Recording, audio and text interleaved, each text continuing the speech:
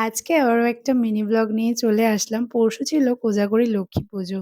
আর সেই জন্যই তার আগের দিন সন্ধ্যাবেলা আমি আর বাবু বাজার থেকে ফল, ফুল, মিষ্টি, নারকেল, খই, বাতাসা যা কিছু প্রয়োজন ছিল সেগুলো আনতে চলে গেছিলাম। আর তারপর সেই সবকিছু নিয়ে সেইদিন সন্ধ্যাবেলা আমরা চলে এসেছিলাম বাড়িতে।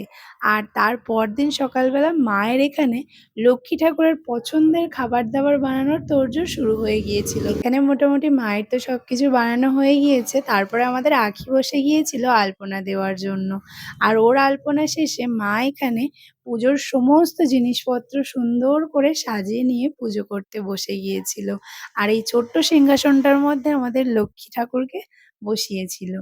লক্ষ্মী পুজোটা কিন্তু মা একাই করেছিল। তারপরে ঘরে আরতি করার পর আমার দোকানে একটু ধূপবাতি দেখাতে এসেছিল। তো এইভাবেই কাটলো আমাদের কোজাগরী লক্ষ্মী পুজোর দিন। তোমাদের কাদের বাড়িতে পুজোটা হয়